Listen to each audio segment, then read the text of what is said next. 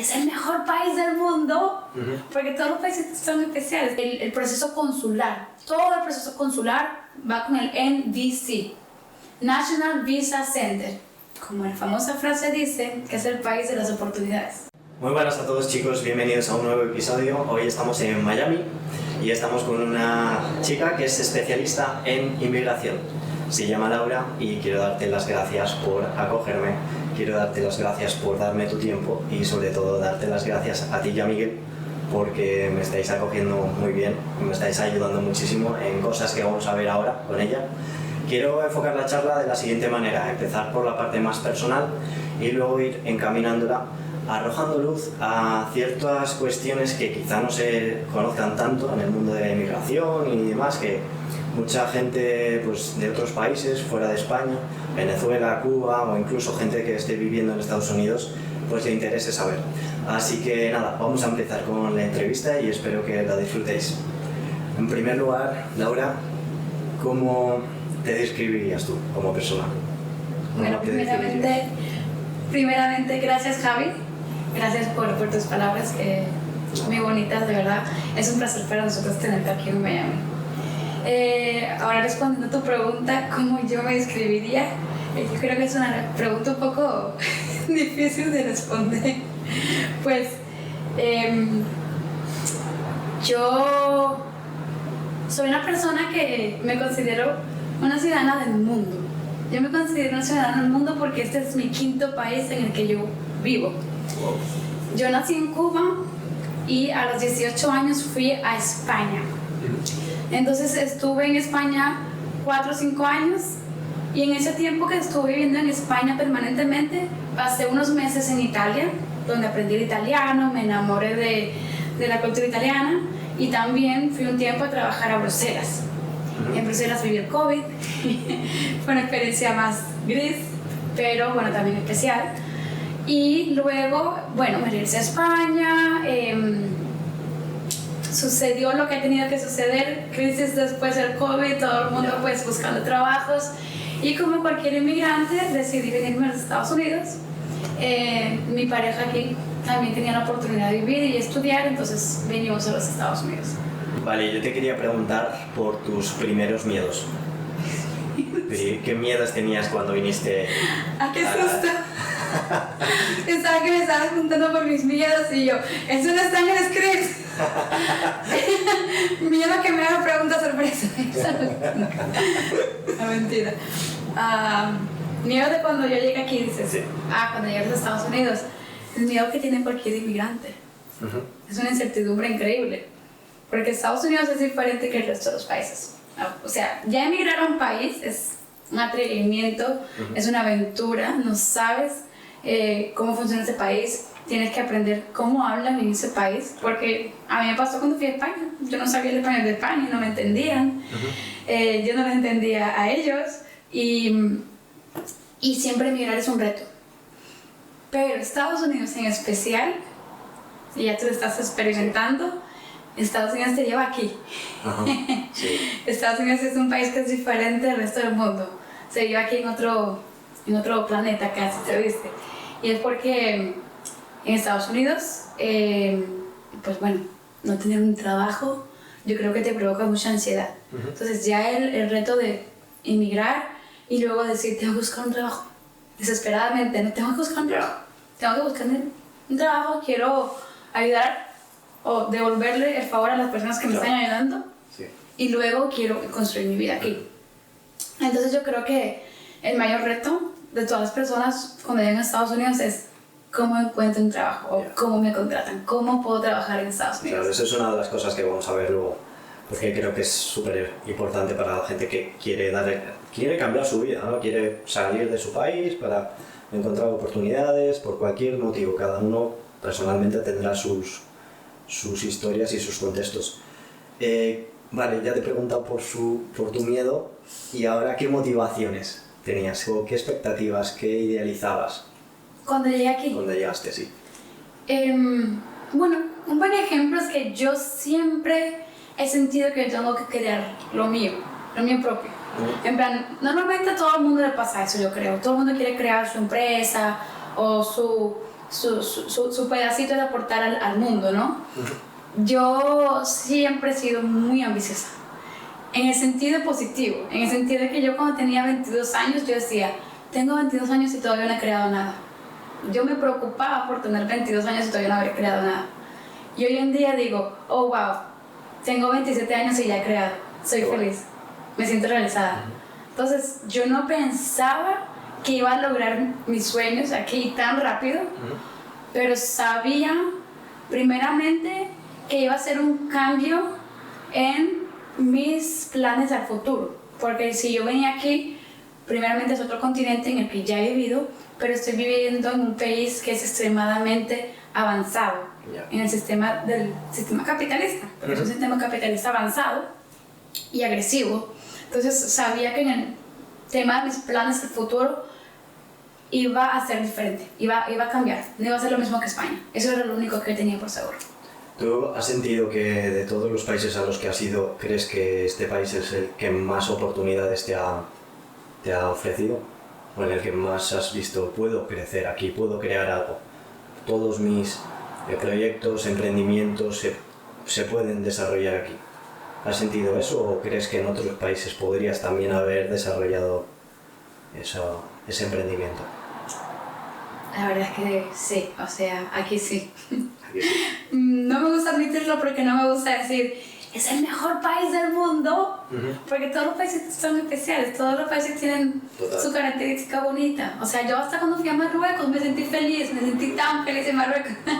Es un país también bastante en desarrollo y muy diferente a Estados Unidos. Pero es verdad que aquí sientes, como la famosa frase dice, que es el país de las oportunidades. Claro. Aquí yo cuando inicié a trabajar, yo también venía con un muy buen currículum desde Europa porque había trabajado en diferentes puestos en España y en Bélgica. Cuando yo vine aquí y yo vi todos los trabajos que había para yo poder aplicar, fue como, wow, increíble, puedo trabajar de lo que sea. Luego la realidad es otra cosa. Pero sentía que te daban la posibilidad, tenías ahí la posibilidad y te llamaban y tienes entrevistas y estaban interesados, entonces hay posibilidades. Qué bueno.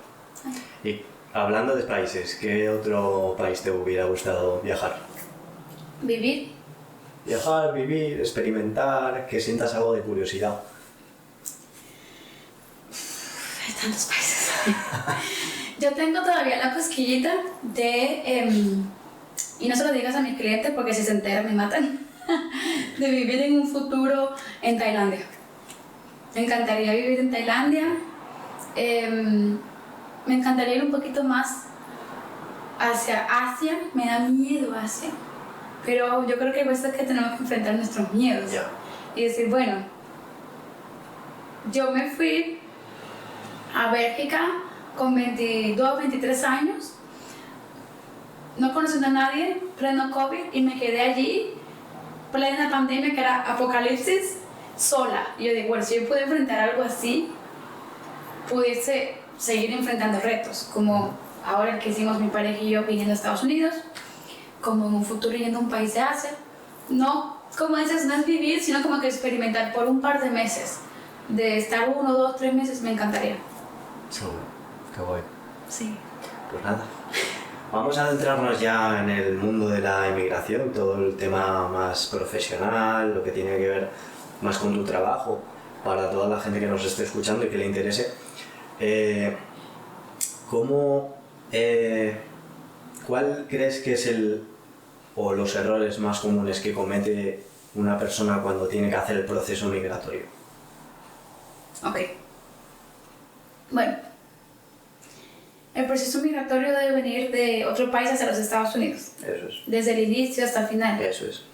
Porque es que hay muchos procesos de inmigración, hay muchas fases en las que puedes cometer errores, hay muchas cosas que te puedes saltar o hacer mal. Pero lo que le pasa a Estados Unidos es que es el país de la libertad. Entonces las personas pueden venir aquí a vivir sin tener que aplicar a un proceso de inmigración. Muchas personas vienen aquí, yo vine aquí así, con visado turismo y luego quedas y luego consigues. Vale. Pero yo pienso que lo más importante no es pensar voy a conseguir, sino es voy a planificarme. El proceso de inmigración es toda una etapa y es una fase de etapas y estás súper preparado por los Estados Unidos para que sea así. Tú estudias. Si tú estudias, ya tienes un 50% hecho de ese proceso. Vamos a decir, bueno, un 35%. Pero es la parte más importante porque te lleva muchos años. Tienes que estudiar, al menos 3 años, al menos un pregrado, un módulo superior, un técnico medio. Lo digo en muchos de mis vídeos.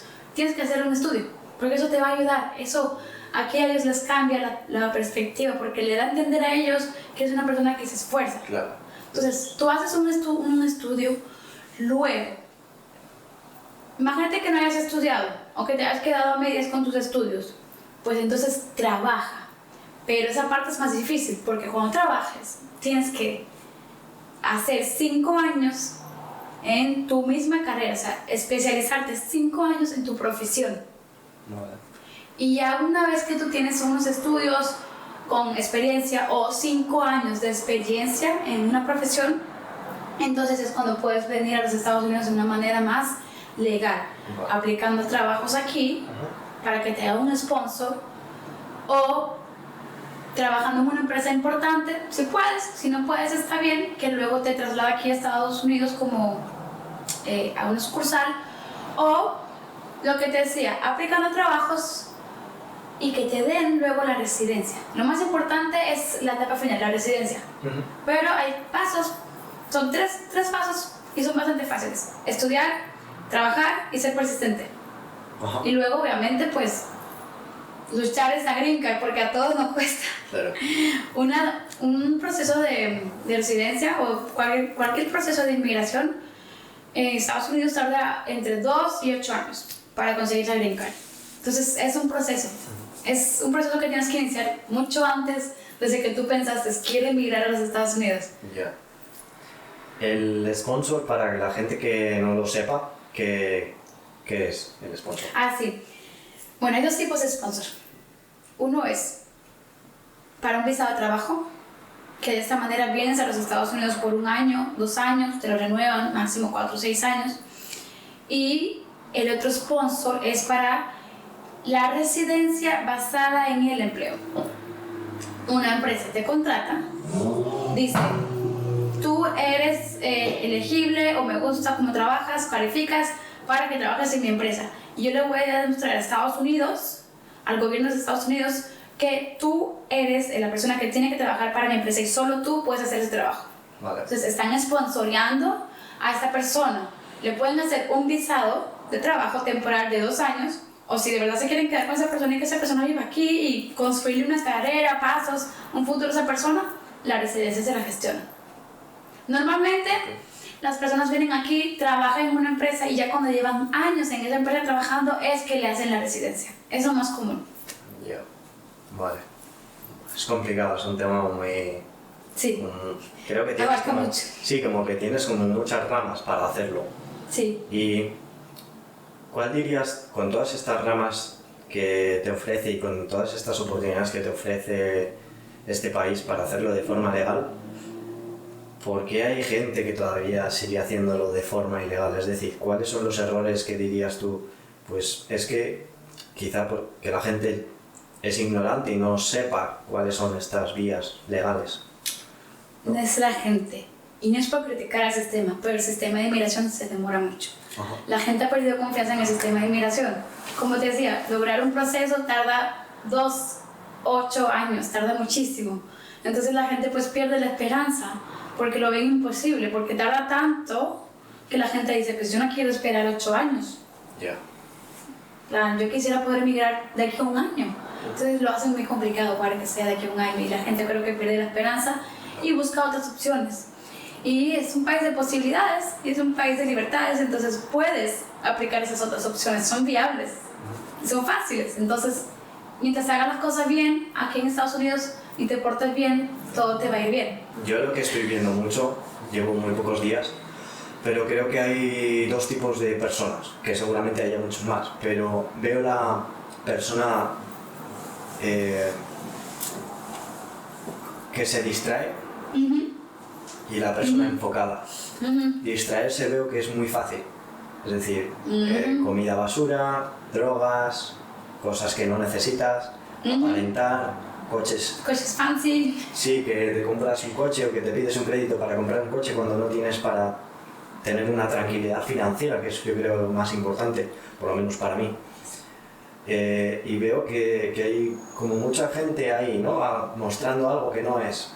Pero luego también veo otro tipo de persona, otro tipo de perfil que pues vive quizá acorde a su nivel económico, que no mira a ver cómo le luce su coche, que no viste como para fardar, que tampoco habla como para darle a nadie.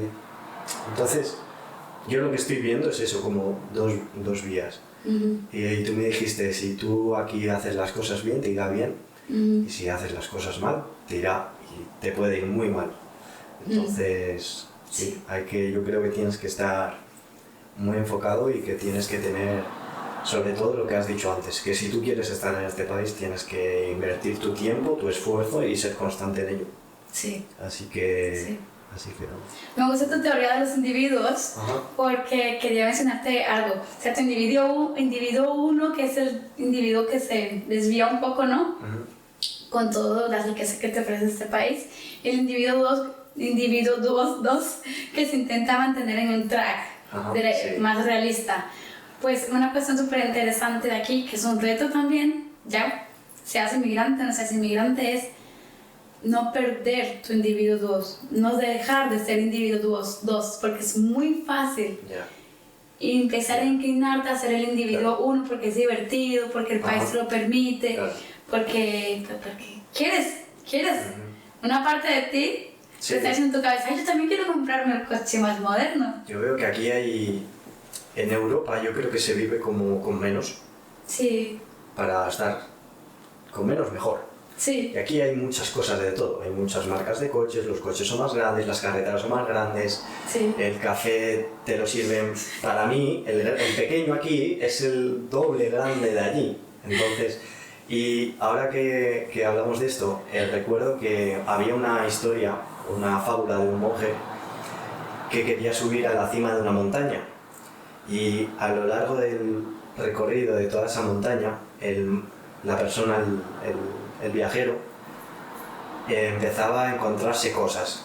Veía un río y el río le afectaba con su objetivo, ¿no? Eso era lo veía como un obstáculo. Después pasaba el río y veía comida, que era muy dulce, y si se distraía ya había perdido el foco de subir a la cima. Y poco a poco se iba encontrando con cosas que le hacían como inclinarse a ser ese tipo de individuo 1, es decir, una persona distraída, que de primeras tú te planteas algo, pero a medida que vas recorriendo tu camino te van saliendo estímulos, redes sociales también, o sea, pueden salir cualquier cosa, cualquier ejemplo a día de hoy, yo creo que lo vemos en cualquier sitio. Y todo eso te hace atraparte de alguna manera. Si tú no haces un vallado así y haces una búsqueda objetiva y dejándote de todo aquello que no necesitas, yo creo que te puede ir bien. Y sobre todo, calma aquí. Sí. Otro punto súper importante del individuo 1 y el individuo 2 es que, como te decía antes, Estados Unidos es un país capitalista agresivo. Por lástima o para bien, lo llamo así, porque en este país hay dos tipos de individuos, ¿no? El 1 y el 2. El 1 no está capacitado o no tiene una literatura financiera, no se ha educado financieramente. El individuo 2 tiene un poco de conocimiento de educación financiera o sabe de educación financiera. Aquí tienes que tener un poquito de idea de educación financiera. Como tú decías, en España tú no te preocupas por esas cuestiones, porque en España ganas un salario y no tienes que crear crédito, no tienes que crear una deuda para vivir. Aquí sí, aquí tienes que aprender a gestionar una deuda, porque si no, no te puedes comprar ni un teléfono. ni un teléfono se puede comprar. O sea, una tienda convencional no puedes comprarte un teléfono si no tienes un buen crédito. Entonces, no, te cobran todo más caro, te hacen hacer depósitos, entonces tienes que entender lo básico. Entonces, pero lo básico es el individuo uno. El dinero entra, el dinero sale, pido deuda, te está bien, lo pago. Pero el resto, ¿qué es? ¿Yo qué hago con el dinero que gano? ¿Dónde lo meto? Claro. Eso también tienes que saber un poquito. Ok, luego hay una parte del historial crediticio, ¿no? O algo así. Es eso. Vale. Es eso. Okay. Lo de crear deuda es el historial crediticio. Vale. Es que inclusive si llegas aquí y empiezas a crear deuda, los primeros 6 meses, el primer año no eres nadie.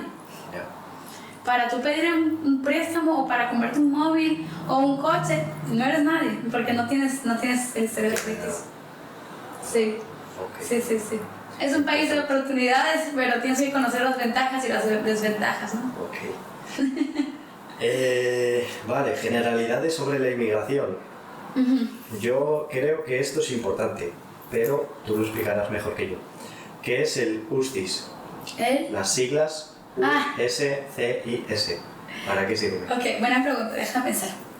US es United States Center of Immigration Services. Sí, USCIS. Aquí la gente, inclusive la que no habla inglés, lo sabe decir. USCIS. Eso es para decir inmigración. Ay, USCIS me escribió una carta. Eso es inmigración. Vale. Yo creo que en otros países se le diría un centro de inmigración o el departamento de extranjería. En España se dice extranjería. Extranjería, pues me ha pedido este documento. Aquí se dice USCIS. Vale. Y significa United States Center of Immigration Services. O sea que ese organismo lo que hace es, o sea que si tú por ejemplo quieres alguna visa de trabajo o cualquier cosa, tienes alguna duda, tienes que hacerlo con esa vía, ¿no? Ahora, en inmigración hay 5 agencias diferentes involucradas. Entonces, USCIS la vas a tratar cuando estás dentro de los Estados Unidos. O sea, USCIS es la que te va a dar una residencia dentro de los Estados Unidos, es la que te va a dar un permiso de trabajo dentro de los Estados Unidos. Luego está otra agencia que se llama SUSADA, que es la que está en el exterior y es la que trata todo lo que es el departamento de los estados. Eso significa todo lo que son las embajadas, todo lo que son el proceso consular. Todo el proceso consular va con el NVC, National Visa Center, NVC. Vale. Entonces, USCIS dentro de Estados Unidos. Vale. National Visa Center fuera de Estados Unidos. Ok, yo necesito una visa, entonces sería NVC. Ok. Sí. Te quería preguntar por los mitos que puede haber a través de todo este tema de la inmigración y que te gustaría a ti desmentir. ¿Qué crees que entiende la gente que luego no se relaciona con la realidad? Algo así que que digas que la gente tendría que cambiar su forma de verlo. Ajá. Cuando me dices el script se me ocurrió uno, ahora se me olvidó, pero bueno. No, tienes tiempo para pensar, eso lo cortamos. Hay más. Un mito. Una cuestión es que la gente piensa, voy a aplicar este proceso de inmigración para obtener mi residencia. O voy a aplicar a la residencia, o yo quiero la residencia. O toda la gente que está fuera de los Estados Unidos ve publicidad, cómo vivir en los Estados Unidos. Muchos de mis videos lo dicen, 3 puntos para vivir en los Estados Unidos. Y la gente dice, yo quiero vivir en los Estados Unidos, ¿cómo puedo hacerlo? 2, 3, 4, 5, 6, 7, 8 años de proceso puedes tener, hasta 8 años. Entonces, la inmigración en ningún país se hace de un día para otro. Eso no va a ocurrir ni de un año para otro. O sea, hay pasos, puedes ir obteniendo un permiso de trabajo si estás en Estados Unidos, ya hay pasitos, pero lo tienen todo muy bien medido y muy bien controlado. Yeah. Eso es un mito, yo te diría. Luego, otro punto, yo diría del tema del coste de la inmigración. Y en ese sentido lo voy a decir que es un mito, pero también es un poco contradictorio, porque la gente piensa, no, es que sacarse los trámites de inmigración es muy caro. Pero eso depende, es relativo. Hay 3 maneras de sacarte los trámites de inmigración en los Estados Unidos. Una es con un abogado, que eso va a ser generalmente caro. La otra manera es como un preparador de documentos, como yo, o un paralegal, solamente que si estás fuera del abogado, eres un preparador de documentos o un especialista en documentos. Preparas los documentos igual que con el abogado, pero no te representa. un abogado legalmente, sino un preparador, un especialista. Y el tercer punto, la tercera forma de tú hacer tus trámites de inmigración es proceder. Lo puedes estudiar si tú quieres, te descargas todas las instrucciones en UCIS sobre el proceso, vas preguntando a gente que sepa, vas investigando y lo haces tú. Y te sale gratis, porque lo estás haciendo tú o pagas solamente las tarifas de inmigración. Y te chocas contra una pared porque te lo deniegan, vuelves a hacerlo, aprendes, o vas con un abogado pro bono. Más difícil de encontrar y más difícil de que te hagan el trámite ágilmente. Ellos se suelen demorar más. Vale. Entonces, hay diferentes opciones y no siempre tiene que ser caro. Ok, entrando al tema de Estados Unidos, un español, por ejemplo, ¿qué proceso legal tiene que hacer para poder ir a trabajar a los Estados Unidos? Como cualquier ciudadano del mundo. Ok. Si tú quieres ir a estudiar o a trabajar a los Estados Unidos, tienes que empezar por informarte, ¿no? ¿Qué visado? ¿Qué visado yo puedo pedir?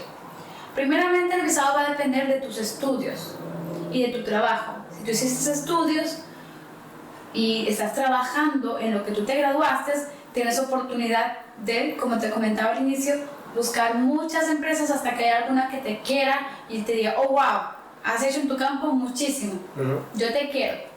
Vale. Es un proceso de años, aplicando a diferentes compañías.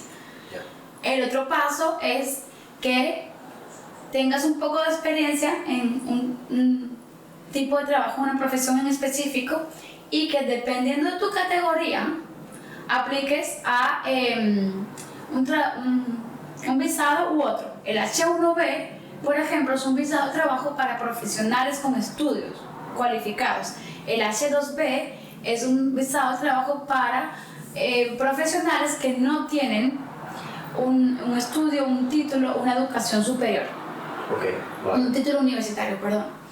Entonces, el visado H1B es muy difícil encontrarlo, o sea, que te lo concedan, a menos que ya seas una persona con 10 años de experiencia en tu campo y que seas como se dice en Cuba, un mechado. Que estés súper destacado en tus cualidades y en lo que realizas. Sí, en tu campo. En tu campo. Y el visado H2B es un visado más sencillo, que depende de la persona si está dispuesta a hacerlo o no, y es muy fácil, de hecho, de aplicar a un visado H2B. Los visados H2B es para personas que trabajan en la ganadería, en el cultivo, de camioneros. Muchas personas me dicen, ay, yo soy camionero, ¿cómo puedo ir a los Estados Unidos? Ahí está la Asociación de Camioneros, búscalo, inscríbete con ellos y pregúntales si están interesados en darte un trabajo camionero, y le dan el visado H2B. Que otros trabajos hay como los del McDonald's, como un trabajo así que sea de una categoría básica. Ahora, hay una oportunidad con muchos países que está incluido España, que tienen un convenio con Estados Unidos para una categoría, un visado que se llama J1. Vale. El visado J1 es conocido como Work and Travel, y es un visado que se le llama en inmigración como Exchange Visitor, y es que tú vas a los Estados Unidos a trabajar por un año en bartender de un hotel, recepcionista de un hotel, un parque acuático, siendo salvavidas, housekeeper, waitress. Entonces hay muchos programas de Work and Travel que es J1 para hacer el visado exchange. De hecho, uno muy conocido es el au pair. Muchas personas vienen a los Estados Unidos, muchos europeos vienen a los Estados Unidos con el visado de au pair, que es el J1, es Exchange Visitor, que vienen a cuidar a niños y a enseñarle la lengua. Por ejemplo, si yo soy graduado en Ciencias de la Actividad Física, tengo toda la carrera, el grado superior, el máster, pero en vez de por enfocarme en la H1B, me enfoco por la J1, ¿podría? La J1, lo que pasa es que a ti te incluyen como que en un paquete que ya viene preparado. Tú cuando aplicas a la J1 lo tienes que hacer a través de una agencia o un grupo de una asociación que se dedica a reclutar a 100 niños cada 3 meses. Y digo niños porque tienes que tener menos de 32 años o algo así. A 100 jóvenes que sean recién graduados y que estén interesados en vivir en los Estados Unidos por 1 año o 6 meses o 4 meses y que quieran entonces hacer este tipo de trabajo. Okay. Una cuestión muy graciosa de tu caso, por ejemplo, tú eres entrenador. Tú tienes, por lo que me has comentado, intenciones, ideas de pues, ser tu propia marca. Eso es. Muchas personas como tú, que tienen otros tipos de trabajo, otras funciones como de marketing, o son gente inclusive hasta pilotos, como que son personas que pueden venderse a sí mismos porque son su propia marca, lo que hacen es otro tipo de visado, que es un visado que se llama, es un visado para la residencia y es parte de las categorías de la residencia para el empleo, que se llama el EB2, y luego tiene unas iniciales graciosas que son NIW, que se llama National Interest Waiver. Este es un proceso para las personas que presentan tener como una cualidad especial en lo que ellos hacen y crean su marca. En plan, mira, yo me especializo en, no digas esto, en levantamiento de peso, por ejemplo, y quiero venir a los Estados Unidos a enseñar, por ejemplo, a las mujeres a levantar peso de una manera que no se dañe su espalda. Entonces, como que vas presentando un programa, todo un plan profesional para entrar en los Estados Unidos con ese visado y ya tú tener tu residencia. Y eso es un trámite que se demora, como todos los trámites, 3 o 4 años. Una persona, por ejemplo, que quiera venir a estudiar y a trabajar al mismo tiempo, ¿hay algún tipo de visa que te permita estudiar y trabajar al mismo tiempo? Pues, el visado de estudiante, que es el visado F1, tiene 2 categorías diferentes. El visado de estudiante lo aplicas o para una academia de inglés o lo aplicas para entrar en la universidad, para hacer un grado o un máster. Cuando lo haces a nivel universitario, cuando te gradúas del máster, ellos te permiten durante 1 año, ahora lo han extendido a 2 dependiendo de tu categoría, tu profesión, puedes trabajar cuando te gradúes. 1 o 2 años con el visado OPT. Vale. Pero si vienes con el visado de estudiante F1 para hacer un curso de inglés, puedes estar en los Estados Unidos cuánto tiempo quieras. Conozco gente que han pasado muchos años aquí, pero no les dan un permiso de trabajo. Vale.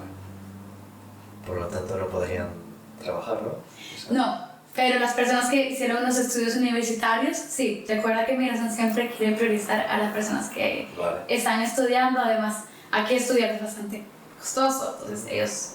Vale, otro punto que creo que puede ayudar mucho a la gente es el tema de la reunificación familiar. Por ejemplo, si un español reside en Estados Unidos y quiere traerse a un familiar de su propio país, ¿qué proceso tiene que hacer para hacerlo correctamente? Sí, el proceso de la reunificación familiar para mí es el proceso más importante en inmigración acá en los Estados Unidos, porque es el proceso que más demuestra uno, es el más fácil, es el que presenta como que mejores medidas y mejores respuestas y mejores requisitos. En realidad el proceso de reunificación familiar es bastante sencillo, simplemente que implica tiempo como cualquier proceso de inmigración para obtener la residencia o para vivir en los Estados Unidos. Al final yo digo mucho, por ejemplo, obtener la residencia, porque aquí se considera que si tú quieres vivir por un tiempo prolongado, que tú te ves aquí haciendo tu vida en un espacio de tiempo de más de 2 años, entonces tú te deberías sacar la residencia. Es como se considera en los Estados Unidos. El proceso de reunificación familiar funciona igual que en España, igual que en cualquier parte, para cualquier país del mundo. Hay creo que 4 países que simplemente se demoran más porque hay demasiada inmigración. El Centro de Inmigración considera que hay demasiados inmigrantes de esos países que son de Filipinas, de la India me parece y de México. Igual me estoy saltando un país, que hay como que la reunificación familiar tiene un waiting list, por así decirlo, más extenso, pero cualquier persona de España, de Cuba, de Venezuela, de Bélgica, de Italia, si tiene un familiar en los Estados Unidos y esta persona está trabajando, es residente, es ciudadano, puede traer a sus familiares inmediatos. Vale. ¿Cuáles son los familiares inmediatos? Los familiares inmediatos son papá, mamá, los padres, tu hijo, que sea mayor o menor de edad, casado o no, tus nietos, sí, que vienen junto a tus hijos, o sea, son sus derivados, y luego tu esposo, que es el más importante. El más importante es el esposo porque es el que funciona más rápido. Es como que, mira, yo estoy trabajando en este país, estoy residiendo aquí, me enamoré de una española cuando volví a España, voy y la veo todos los veranos porque voy a mi familia, voy a verla a ella, quiero que viva conmigo en los Estados Unidos. Okay. Entonces le haces un proceso de petición familiar por cónyuge y es el proceso más veloz en el sistema de los Estados Unidos. Es como que es lo que más me gusta. A mí me llega un cliente, ay, me quiero casar con alguien, vamos a empezar ya, porque inmigración te lo prioriza. O sea, tú puedes aplicar ese proceso con tu señora, como se dice acá, o con tu señor, con tu pareja aquí dentro de los Estados Unidos, o hacerlo por proceso consular. Vale, a mí me han dicho que, bueno, se habla, ¿no? Se oye y la gente en España tiene esa concepción de que si te buscas a una residente de aquí, de Estados Unidos, pues todo es como mucho más rápido y como que es muy fácil. Okay. ¿Es así de cierto o es como un mito que la gente en el otro, al lado del otro charco, es que como que tenemos esa leyenda urbana, ¿no? Porque yo también he visto que te piden ciertos justificantes, ¿no? De que esa relación con tu pareja sea real, que no es que se han visto personas de 20 años con una de 70, ¿no? Entonces, ¿qué pasa ahí? Bueno, el mensaje les ha llegado bien porque como mismo te estoy diciendo, es el proceso más rápido. Es verdad que casarse con un americano, con un residente, es el proceso más rápido, pero es lo que dices tú, no lo puedes hacer con un interés, con otro interés o con motivos económicos o por negocios con esa persona porque inmigración se va a dar cuenta. Y si inmigración te pilla y te deniega un caso, el resto de tus casos se los van a llevar a filo, se van a poner muy fuerte contigo. Entonces sí que es muy importante tener en cuenta de que yo me voy a casar con esa muchachita porque ella es americana y me va a ayudar con los papeles. Te puede ayudar, pero más te vale que te enamores. Más te vale que te enamores porque el objetivo de inmigración es que por una ley que las personas no tengan que vivir separadas, que puedan vivir juntas. Entonces el objetivo es que tú de verdad quieras vivir en los Estados Unidos con esa persona. Ese es el objetivo, que tú quieras compartir tu vida con esa persona y quedarte en los Estados Unidos para poder compartir tu vida con esa persona. Entonces, como decías tú, el primer punto es, si vas a casarte con alguien que tiene 10 años más que tú o 10 años menos que tú, asegúrate de quererla mucho y de que de verdad tengáis un año de pareja, 2 años de pareja que podréis demostrar al sistema de inmigración. ¿Cómo se demuestra al sistema de inmigración? Tú tienes que, primeramente, vivir con esa persona y estar haciendo un contrato de lease, un contrato de renta juntos. Tienes que tener una cuenta de banco juntas con statements de varios meses en el que ustedes están compartiendo la compra, en el que ustedes están pagando el seguro, están los dos juntos en el seguro del coche que comparten. Si compran una casa, que está en nombre de los dos. Si compran un auto, a nombre de los dos. Se llaman como evidencias de convivencia. Que tengan evidencias de que viven juntos, salen de fiesta, van a los museos, pasan tiempo en la familia. Del evento, luego de que se casaron, una vez que se casan, pues mostrar evidencias de que fue un matrimonio en buena fe. Mientras tú puedas demostrar que ha sido un matrimonio en buena fe, tú vas a estar bien. Perfecto. Así que enamórate de verdad y con ganas. Lo tendré en cuenta. Ok, pasamos a ciertos aspectos de otros países. Quiero dejar la parte de España, centrarme en Cuba y Venezuela.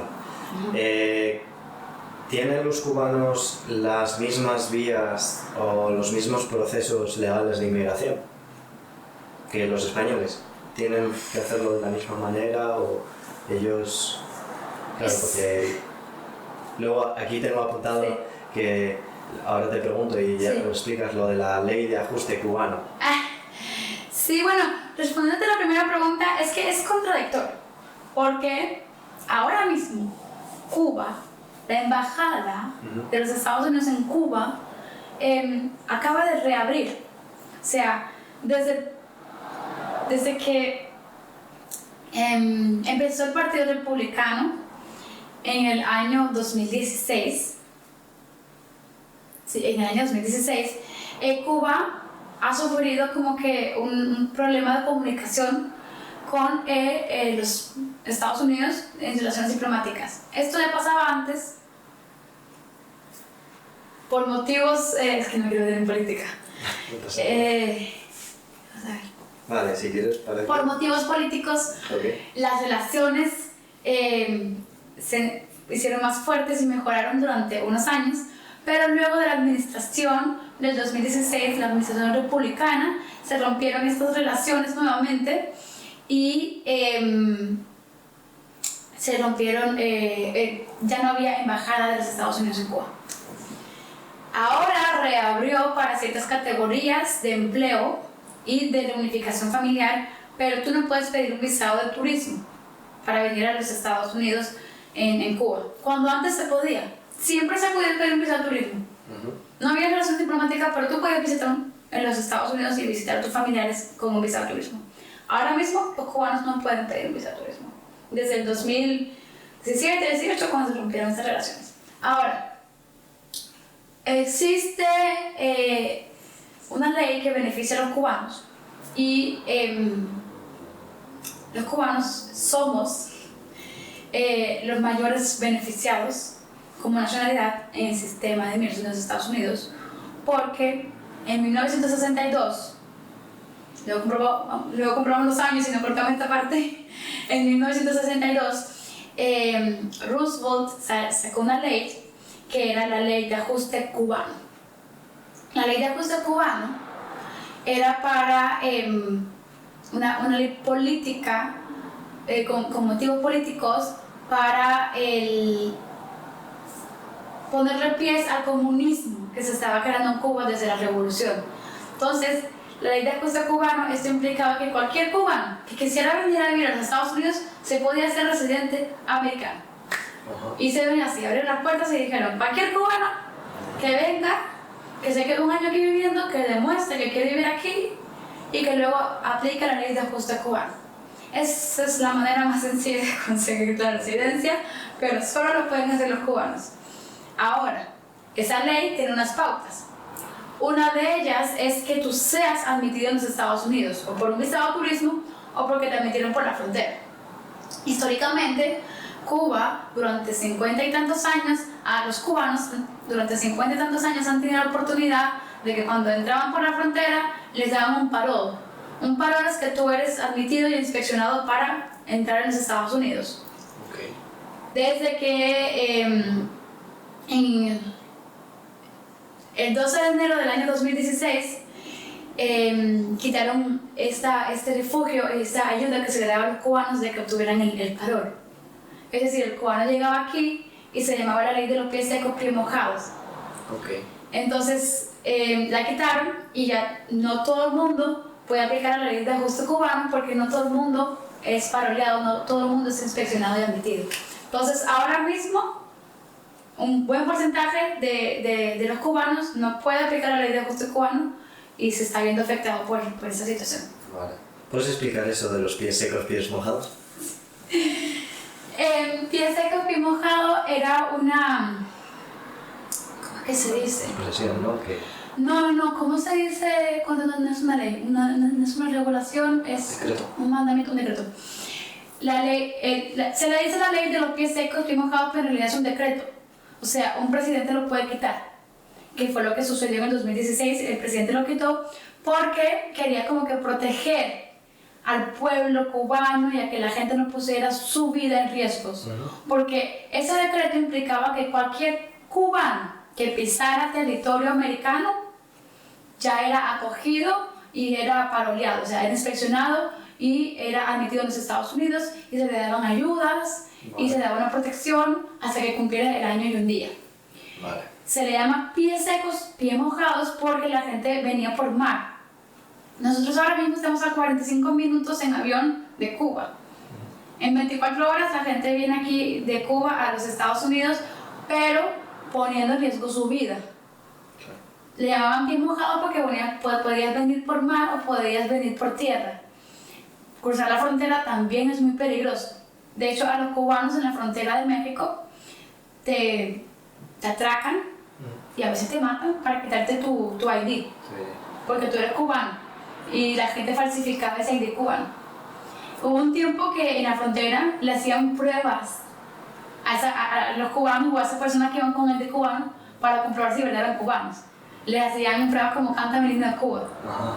O le hacían una frase de Cuba para que ellos la terminasen. Le hacían pruebas porque mucha gente estaba entrando con ID falsos. Si un cubano es deportado, ¿puede tener sanciones en Cuba? ¿Allí? No.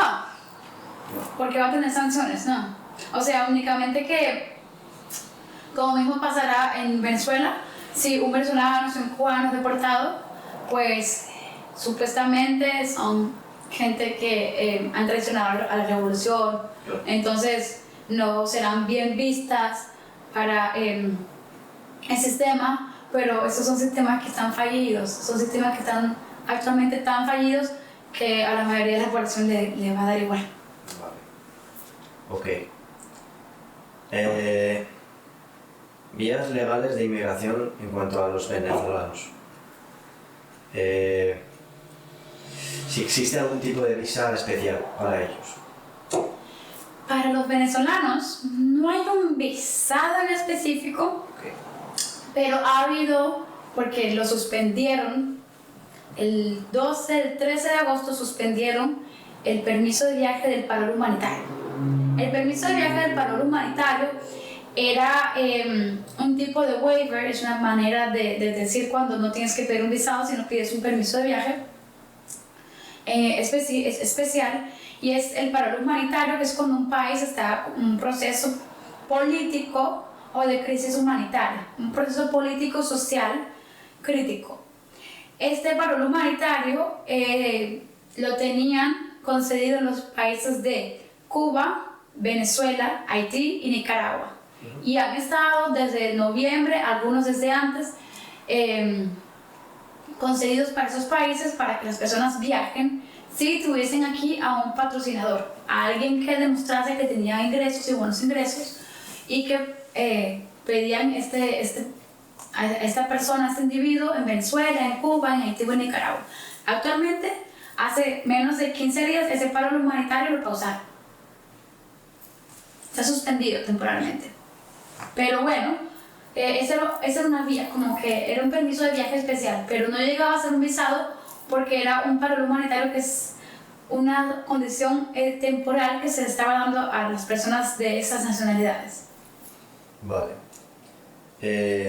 Ok, seguimos un poco, que sí que quiero con España un poco. Sí.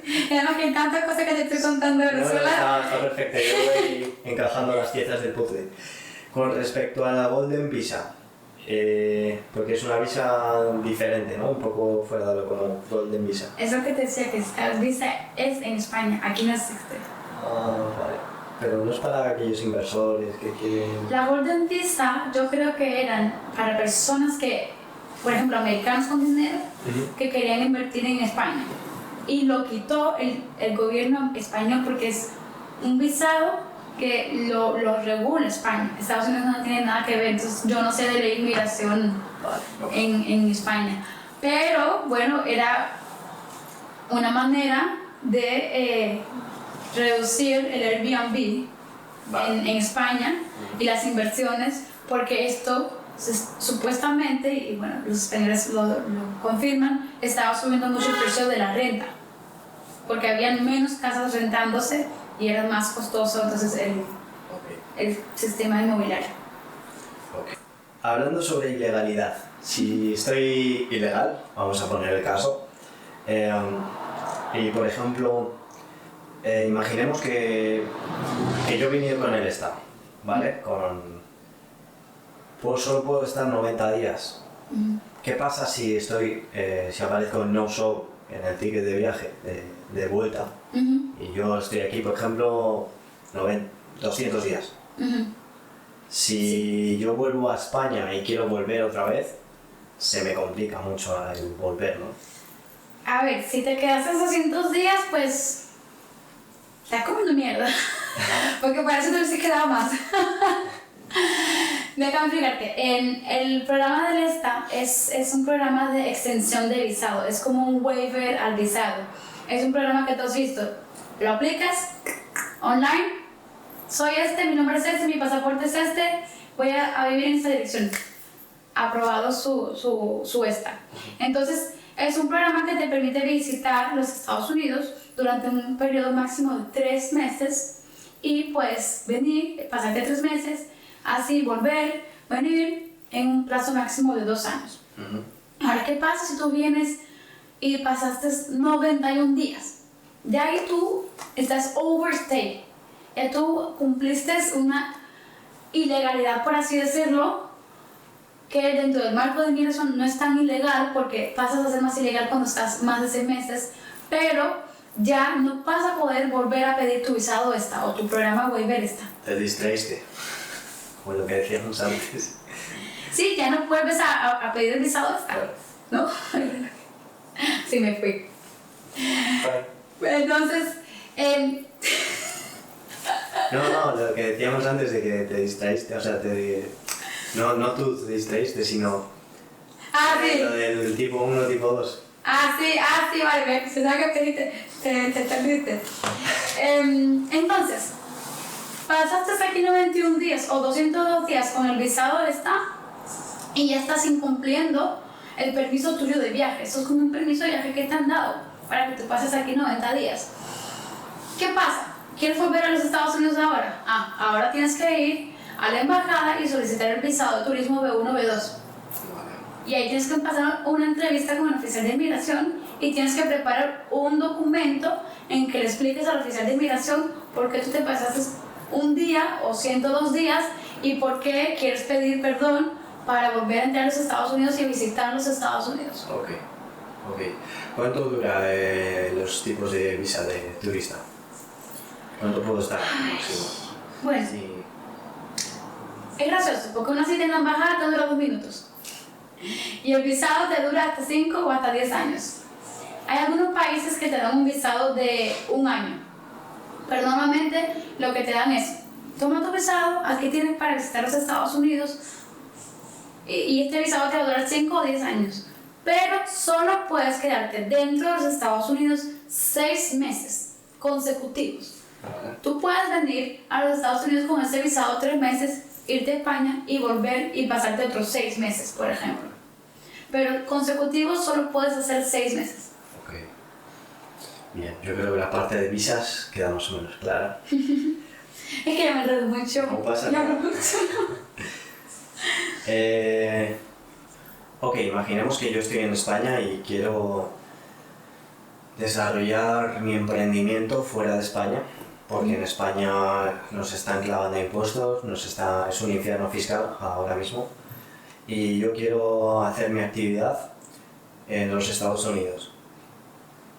¿Qué guía me darías tú, que sabes por experiencia todo este proceso? ¿Qué pasos tendría que dar para hacerlo bien? ¿Me vendría primero para conocer, igual con el ESTA, que es un poco lo que estoy haciendo yo, ver un poco si me gusta realmente este país, si me gusta esta cultura, si me gusta la forma de pensar? ¿O dirías, pues sácate la visa de turista y hazlo de esta manera? ¿Cuáles son los pasos que tú darías? Sinceramente, la mejor variante es la que tú has hecho. Sí, porque yo pienso que lo mejor que puedes hacer es decir: bueno, yo quiero ir a X país a vivir, pero primero tengo que conocer cómo vive ese X país.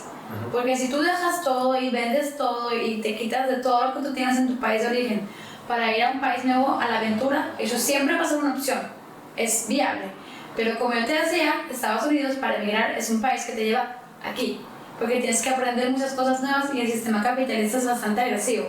Entonces, hay muchas pautas que tienes que conocer, como el crédito, una compañía LLC, que es vivir en un estado y con diferencia de vivir de otro, las leyes migratorias, etc. Para mí lo mejor es como estás haciendo tú. Yo quiero conocer este país. En un futuro quizás quiera vivir en este país. Pues tengo la posibilidad de pedir un visado de turismo. Todo el mundo puede pedir un visado de turismo para ir a los Estados Unidos. O sea, al 20% de las personas que aplican en Latinoamérica solamente se lo aceptan, pero si te preparas bien para tu entrevista, te dan la entrevista de turismo. O sea, te dan el visado de turismo en la entrevista. Entonces yo pienso que lo mejor que puedes hacer es informarte, pero también venir aquí, experimentar, vivir, ver qué es vivir en este país. Por ejemplo, yo que estoy ahora, estamos en Miami, Florida, me está gustando mucho todo, me está gustando mucho la mentalidad de emprendimiento, de las oportunidades que se te abren para desarrollar tu idea, tu proyecto. Hablemos de la LLC, lo que has dicho tú antes. Sí. ¿Qué es la LLC para...? Bueno, aquí se conoce mucho, se dice LLC, pero es más bien como una compañía, es como hacerse en España autónomo. LLC es Liability Limited Company, sin embargo hay muchísimas opciones, hay LLP, si eres doctor, si eres cirujano, si eres abogado, contable, profesional, alto cargo. Luego está una corporation, que se le llama como categoría C. Hay diferentes categorías para tener tu propia compañía. La diferencia es que, como este es un país de oportunidades, pues es muy fácil, es bastante fácil, pues tú poder abrirte aquí tu propia compañía con tu marca, con tu nombre. Siempre tienes que tener un número de seguridad social. Tú tienes que tener un número de seguridad social para sobrevivir en este país de la manera correcta, siendo el individuo 2.